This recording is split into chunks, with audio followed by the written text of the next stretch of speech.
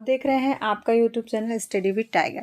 तो चलिए फ्रेंड्स, आज मैं आपको कुछ इमेज बेस्ड क्वेश्चन लेके आई हुई हूँ और आज मैं कुछ इमेज बेस्ड क्वेश्चन पढ़ाऊँगी क्योंकि नर्सिंग की में इमेज बेस्ड क्वेश्चन भी पूछते हैं और इसमें से एक नंबर तो पक्का ही है कि एक नंबर का क्वेश्चन आने वाला ही है इमेज बेस्ड पे। तो इसलिए आज हम इमेज बेस्ड क्वेश्चन पढ़ेंगे। तो आपको अगर ये मेरी सीरीज अच्छी लग रही है तो प्लीज़ लाइक शेयर सब्सक्राइब करना ना भूलें। ओके, चलिए स्टार्ट करते हैं क्वेश्चन नंबर 1 के साथ। क्वेश्चन नंबर 1 क्या कह रहा है, सॉरी 17, क्वेश्चन नंबर 17 क्या कह रहा है, signs shown in the photograph occurs due to injury. Means जो इमेज शो कर रहा है वो इंजरी हुई है। एक मिनट मैं प्रयास लेती हूँ, यहाँ पे इंजरी हुई है। तो ये कौन सा मीन्स ये पूछ रहा है जो कौन सा साइन शो कर रहा है। तो इसमें दिखाते हैं इसको कौन सा एरिया बोलेंगे। पहला है ए है रेडियल नर्व, बी है मीडियन नर्व एंड सी है अल्नर नर्व एंड डी है एक्सिलरी नर्व। ठीक है, तो इसमें राइट आंसर क्या हो जाएगा, इसमें राइट आंसर हो जाएगा ऑप्शन नंबर सी, मीन्स जो है ulnar nerve is right answer. Okay okay and ये आपको पता है नर्व की बात कर रहा है तो यहाँ अल्नर नर्व पाया जाता है। ठीक है, हैंड में। चलिए नेक्स्ट क्वेश्चन देख लेते हैं। क्वेश्चन नंबर 18 कह रहा है आर्टरी एरो, जो एरो दिखाया हुआ है ये उसी की बात कर रहा है, तो आप ये नोटिस करिएगा। Arrow show in photograph supplies all of the following except. इस क्वेश्चन में ना ये बहुत इंपॉर्टेंट होते हैं। एक्सेप्ट में आपको बहुत ध्यान से पढ़ना है, लास्ट में जो एक्सेप्ट दे देते हैं ना यही यहाँ पे ही क्वेश्चन बच्चे गलत कर देते हैं। तो इसको क्वेश्चन को केयरफुली पढ़ना बहुत ही इंपॉर्टेंट है। ठीक है, चलिए अब नेक्स्ट को इसका आंसर देख लेते हैं।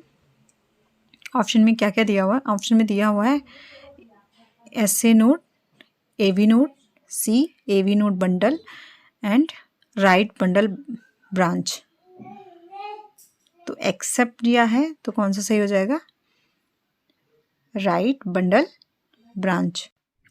ओके फ्रेंड, तो राइट आंसर इज ये राइट बंडल ब्रांच। ठीक है, बाकी आपको पता ही है इसमें से जो SA नोड होता है ना वो उसको बोलते हैं पेसमेकर ऑफ हार्ट।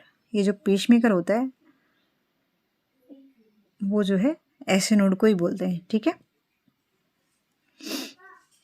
और ये SA नोड कहाँ होता है, SA नोड होता है राइट एट्रियम में। ठीक है, ये बहुत इंपॉर्टेंट है एक्चुअली। ये ना ये सारा पूछ रहा है फंक्शन कंडक्शन ऑफ सिस्टम का, जो हार्ट का कंडक्शन सिस्टम है उसके बारे में बात करा। तो AV नोड पर भी पाया जाता है और हिसाब बंडल भी पाए जाते हैं। तो इसका जो राइट आंसर हो जाएगा ये राइट बंडल ब्रांच, ये नहीं होता है। ठीक है, चलिए नेक्स्ट क्वेश्चन देख लेते हैं।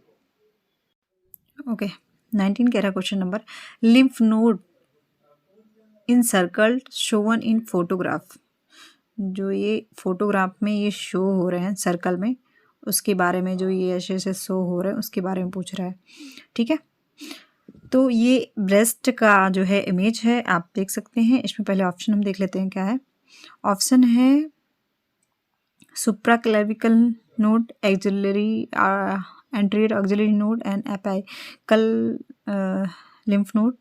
एलन का मतलब लिम्फ नोड एंड डी का मतलब internal mammary LN means intra mammary lymph node. Means इसमें तो बहुत सारे नोड्स हैं ना, ये जो है ये बहुत सारे नोड्स, ए बी नोड्स हैं, A B nodes, A B nodes, A B nodes. लेकिन जो ये सर्कल में किया हुआ है इस नोड को पूछ रहा है, इसको क्या बोलेंगे हम लोग। तो इसका जो राइट आंसर है वो हो जाएगा इंट्रा मेमोरी लिम्फ नोड। ठीक है, ये इंट्रा मेमोरी लिम्फ नोड होते हैं।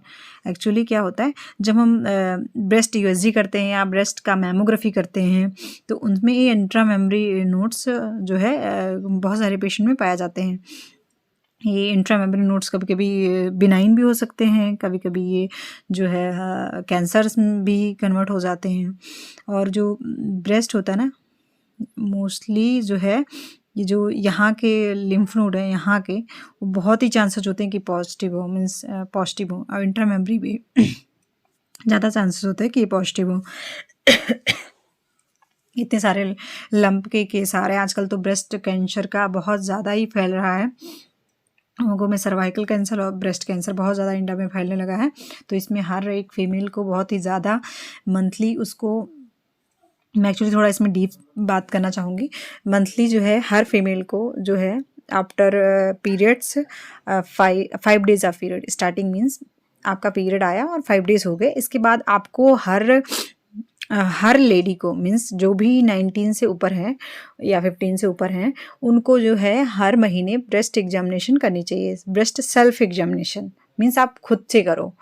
आप मीन्स अब क्या करो, अपने हाथों को लो, 3 फिंगर को, not a tip of the finger, मतलब एकदम उंगली ऊपर की उंगलियों से नहीं करना है, पूरी उंगलियों को लेना है, 3 उंगलियों को लेना है, ओके। और उसको राउंड राउंड करके सर्कल सर्कल, लाइक जैसे क्लॉकवाइज होता है ना, जैसे क्लॉक पे करते हैं वैसे क्लॉकवाइज हमें उस पे पूरे ब्रेस्ट पे फेर के एंड एक्जिला के पास भी करके सर्कल बना के देखते हुए सारा पूरा टेस्ट करना है। और अब मिरर के सामने भी दोनों ब्रेस्ट को देखना है कि दोनों के साइज सेम है कि नहीं है, कुछ डिफरेंट तो नहीं है, कोई बढ़ तो नहीं रहा है, कोई रेडनेस तो नहीं आ रही है, कुछ ऐसे संतरे जैसे छिलके तो नहीं होती जा रही है मोटी सी, और कोई लंप तो गांठ तो नहीं लग रही है। अगर ऐसा किसी भी फीमेल को लगता है तो उसको अपना यूएसजी कराना चाहिए। अगर वो अंडर 40 है, अगर वो एबव 40 है तो उसको अपना मैमोग्राफी करवानी चाहिए।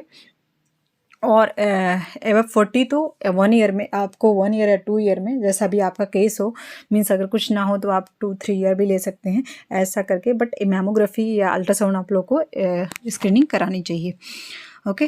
तो हमें लगता है हर एक फीमेल को थोड़ा जागरूक होना पड़ेगा सर्वाइकल और ब्रेस्ट कैंसर के लिए, ठीक है। अगर आपको कुछ भी लगता है तो फिर आपको ध्यान देना चाहिए। एक्चुअली हाँ, देख लेते हैं क्या क्या दिया हुआ है। ये दिया हुआ है एंटीरियर एक्सिलरी लिम्फ नोड के बारे में दिया हुआ है ना, ये एंटीरियर एक्सिलरी जो लिम्फ नोड है इसके बारे में दिया हुआ है। सुप्राक्लेविकल नोड के बारे में ये दिया हुआ है, ये है सुप्राक्लेविकल, ठीक है। और एपाइकल नोड के बारे में भी दिया हुआ है, तो एपाइकल नोड ये बोल देते, इसको बोलेंगे तो इसको बोलेंगे, ठीक है।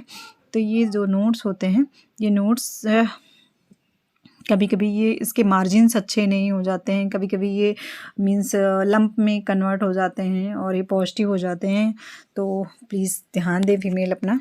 चलिए नेक्स्ट क्वेश्चन की तरफ बढ़ते हैं।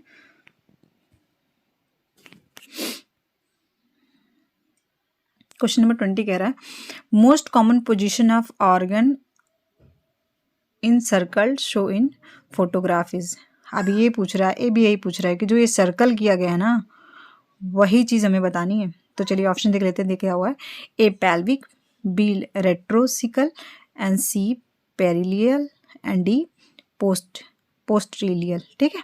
तो इसमें जो राइट आंसर है वो हो जाएगा रेट्रोसिकल, ठीक है, रेट्रोसिकल हो जाएगा। अब ये रेट्रोसिकल जो है इसको एक्चुअली जो ये जो बिहाइंड द सीकम हो जाता है, तो सिचुएटेड होता है, तो बिहाइंड द सीकम मतलब ये जो अपेंडिक्स होता है ना, अपेंडिक्स, ये जो हमारा अपेंडिक्स है वो मोस्टली क्या होता है, रेट्रोसिकल पोजीशन में हो जाता है। और ये क्यों होता है, क्योंकि ये एक्यूट अपेंडिसाइटिस को दर्शाता है, इसलिए होता है, ठीक है। तो इसका राइट आंसर हो जाएगा रेट्रोसिकल। आई होप आप लोगों को समझ में आ रहा है। तो प्लीज़ आप लोग को अगर समझ में आ रहा है तो प्लीज़ लाइक शेयर सब्सक्राइब करना ना भूलें। चलिए नेक्स्ट क्वेश्चन देख लेते हैं।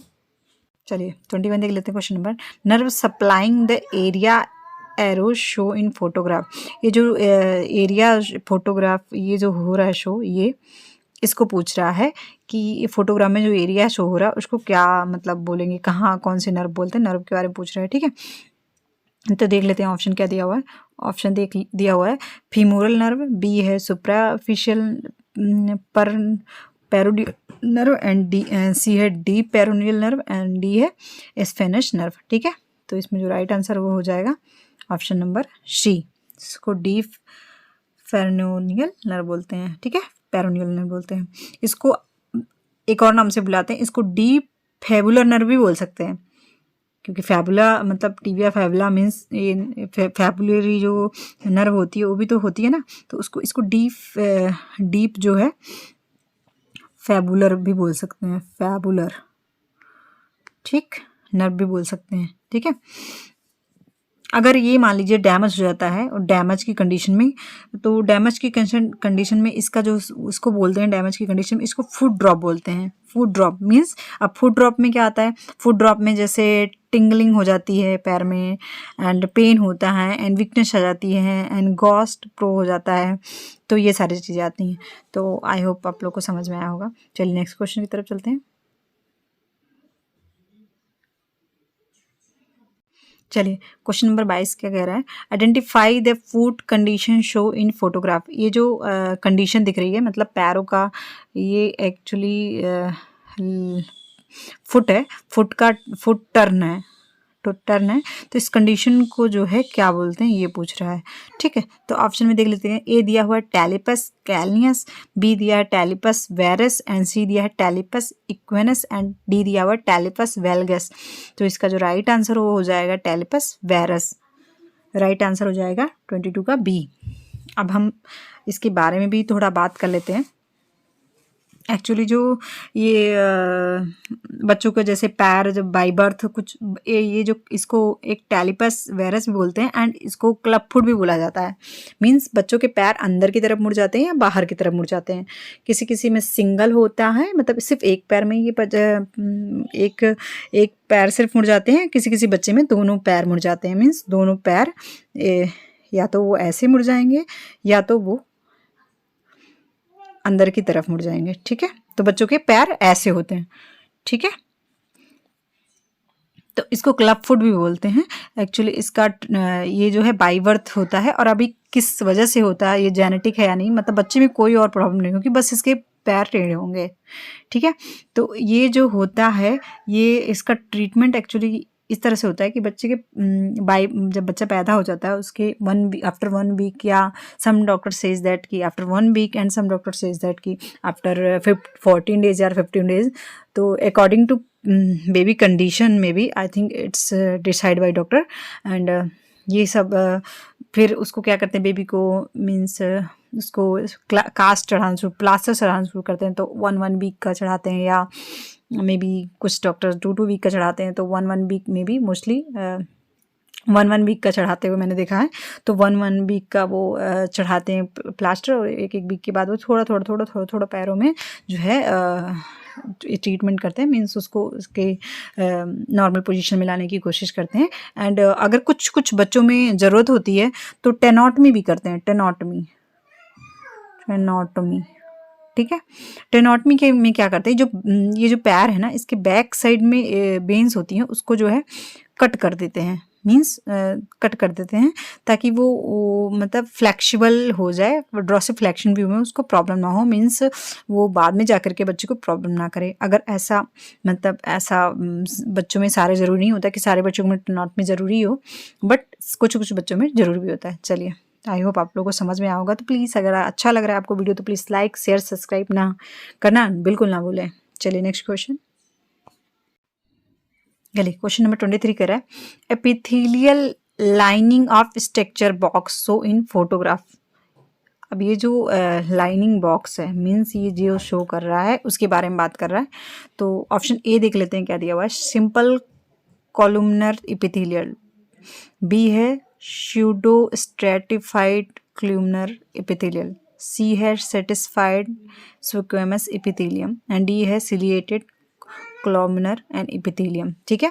तो इसका जो राइट आंसर हो जाएगा option number B, pseudo stratified columnar epithelial. ये एक्चुअली ये कहाँ पाया जाता है, ये एक्चुअली हमारे रिस्पायरेटरी ट्रैक है, ठीक है। ये देख रहे हो ना आप, जो 2 डिवाइड हो रहा है ना, ये हमारे लंग्स पे जा रहा है ऐसे, है ना, ये हमारे लंग्स बना रहा है। 1 मिनट अगेन मैं बनाती हूँ थोड़ा। ये जो है हमारे लंग्स के पास जा रहा है, ठीक है। थोड़ा अच्छा नहीं बना तो आप लोगों को देख लीजिएगा। तो ये यहाँ डिवाइड हो जाएगा, ठीक है। तो ये हमारे रेस्पायरेटरी ट्रैक को जो है शो कर रहा है। तो ये जो है हेल्प किस में करता है, ये एक्चुअली क्या, इसका मेन जो एपिथेलियल टिश्यू, इसका मेन क्या काम होता है, ये फिल्टरिंग करता है, filtering and humidification of incoming air. Means ये जो है फिल्टरिंग करता है एयर का, जो इनकमिंग एयर होती है, ठीक है। चलिए नेक्स्ट क्वेश्चन की तरफ पढ़ते हैं। ये क्वेश्चन नंबर 24 कह रहा है types of epithelium seen part arrows of organ show in photograph. ये जो फोटोग्राफ में शो कर रहा है यहाँ पे जो इसने इंडिकेट किया हुआ है यहाँ वो पूछ रहा है कौन सा एपिथेलियम है। तो इसको देख लेते हैं ऑप्शन में। ए दिया हुआ है सिंपल कोलुमिनर, बी है सिलिएटेड कोलुमिनर एंड सी है स्यूडो स्ट्रेटिफाइड कोलुमिनर एंड डी है सिंपल क्यूबॉइडल। ठीक है, तो इसका जो राइट आंसर हो जाएगा सिलिएटेड, है ना। ये हमारे एक्चुअली ये क्या है हमारा, ये आप समझ सकते हो, ये यूट्रस का पार्ट दिखा रहा है, तो यूट्रस में ये सिलेटेड ही पाए जाएंगे। ठीक है, ये जो है कहाँ पाए जाते हैं, स्पर्म डक्ट में पाए जाते हैं। ठीक है,